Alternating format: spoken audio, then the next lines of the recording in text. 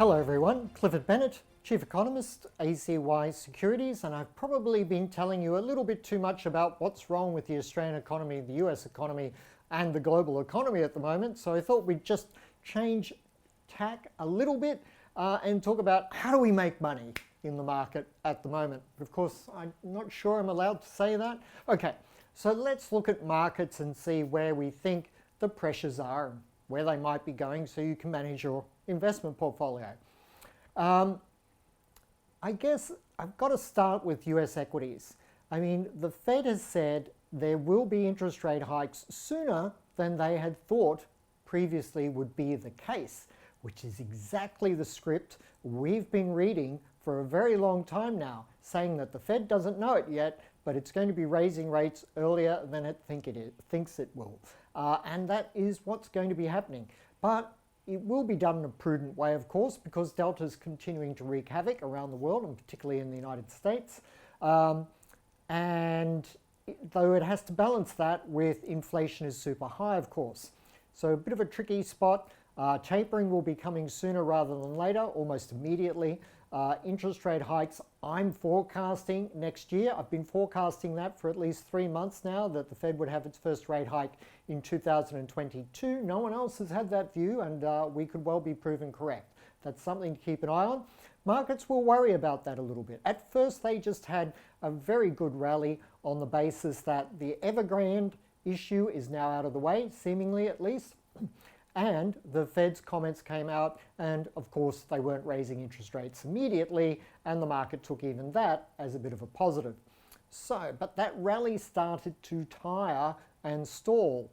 And even though we've had big bounces in US and Australian equity markets, relative to the big drops that we've been seeing, and around 2 months of downside pressure now, particularly in the Australian market, these rallies proportionately could still well be a bear market. You have to respect some upside momentum, and if you were a short-term trader, you'd probably be kind of very interested in the long side at the moment, but I would caution you a little bit. It is a difficult scenario to work out at the moment. I would suggest that if you start to see price action that folds back in on itself, that could be a powerful, fresh sell signal for these equity markets. When we look at specific stocks within that context, I'm going to suggest to you keeping an eye on 4 major global brands. The first 2 are Apple and Tesla in the US. Apple, I did warn, and I did take some creative license, that Apple 13 sounded a lot like Apollo 13. Of course, it was iPhone 13, but I thought Apple 13 was pretty clever, creative. So Apple 13 sounded a bit like Apollo 13, and we should be careful that perhaps all the good news about the iPhone 13 is already priced in. And by the way, what a great product. I'm hoping to get an iPhone Pro Max, actually. Great product. And we'll be able to bring you more up-to-date, hopefully, and immediate breaking news type stories in the months and years ahead with that little iPhone 13. A bit of a plug there. But a lot of the good news had already been priced into Apple, and I was cautionary on that, and we've certainly seen some downside. What I'm going to say to you today, though, is if you see Apple get back above 149, that would be an interesting price action development, and that could suggest that all these sort of selling the good news, if you like, of the Apple i13 launch has already been done. And in fact, Apple is still in a grand bull market and could have significant upside. Now, the caveat on that is that US stocks generally still look a little bit troublesome, so you might want to even watch for downside action for Apple, but if it gets above 149, it's out of jail, and that could be interesting. That's all I'm saying at that point. With Tesla, slightly different story. Now, I was out and about today, and I ran into an interesting gentleman driving an interesting car, and this is why Tesla could be a sell over the medium term. What a car this is, an electric car. What it's highlighting is that major global manufacturing brands of automobiles are really seriously getting into the electric car business. Now, we all know this. We've known this for some time. Tesla's already had some price action to the downside on such realizations. But when you start to see them out and about and you start to see the quality of these motor vehicles, just look at this car, right? Now we also have Tesla creating a lot more funkier cars too at the moment. The Model Y, for instance, the Model X, fantastic cars. So, and also a slightly funkier design, not just the sort of spaceship design, but getting aggressive and a little bit funky. And I think Tesla is going to maintain market share in a big way in the electric car vehicle, even with these other manufacturers now on the move. For instance, Ford managed to maintain 50% of the automobile market for many, many years, even decades, because it was a first mover. I don't think Tesla is going to hold 50% of the electric car market, but it's going to hold a big chunk into the historic future, so very long term, purely because it was the first mover and also because it has that wonderfully integrated system of power supply. You can get solar cells on your roof that look like a normal roof. People wouldn't even know you had solar cells on your roof. Great technology. You have on the side of the home, huge battery, Tesla battery for all of that solar energy. You can power your home. You can plug your car in. A wonderfully integrated power system, and that also is going to hold Tesla in good stead for the long term. Now, Elon Musk, in my book, should probably get a Nobel Prize for helping the environment and the planet with this integrated power system. But, you know, Tesla is fully priced. So I like Elon Musk. I'm a big fan. I like Tesla. I'm a massive fan. But maybe their stock price is still a little bit too high. Now, at the same time, it's doing a little bit of an Apple. It's had a sell-off and it's pushing to the upside. The immediate range you really need to look at for a potentially interesting, fresh, major price trend and shift for the Tesla stock price is 730 to 760. We're around 754 now, pushing towards 755. And if you were to narrow that 730, 760 range for levels to keep an eye on, I'd suggest 738 to 755, what we're knocking on the door of right now. So in New York tonight, we could see a push through 755 towards 760, and that would be a very interesting price action play to keep an eye on to see whether the early warning of getting above 755 will mature into a full-blown blast through that resistance at 760.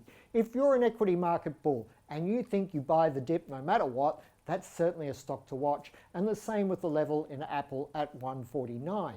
Now, two other global brands well worth paying attention to at the moment, even though they've already had very substantial moves, are BHP and Fortescue. Now, BHP is kind of the Apple. If BHP were to get back above 38.50, that could certainly be an indication that this market is moving higher. And that could be an early warning trigger that maybe Fortescue is a good buy. Now, Fortescue at the moment just looks heavy, very, very heavy.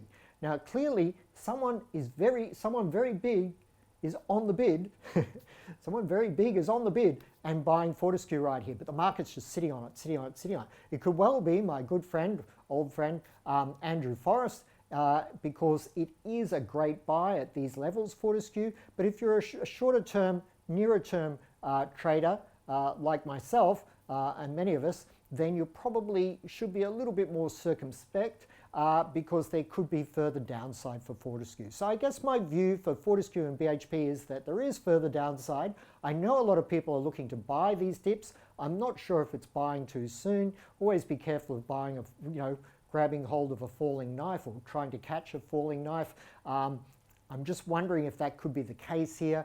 But certainly if you see Fortescue hold start to move higher as BHP breaks that resistance level at 38.50, then you could have this, maybe a major low is being put in place for those stocks. On the basis of probabilities, I would still suggest these stocks are in a bear trend. That's well established now, but again, level to watch for a reversal to the upside. So two global brands, Australian miners, two global brands, high-tech stocks in the US. They make an interesting basket to observe as to how things will unfold from here. Also, gold, major quantum level consolidation phase. I've been highlighting this It's not perhaps the immediate buy, but then again it is, but buying small parcels of gold here and there along the way should stand you in good stead. The Australian stock market overall, the AUS 200, it's a rally that's tiring. I think there's too much positive sentiment for what's really happening in the Australian economy and in terms of our relationships with our major exporting partners. So I think some reason for caution is valid on that basis. And just, if you're a short-term trader, you'd be buying that immediate momentum to the upside.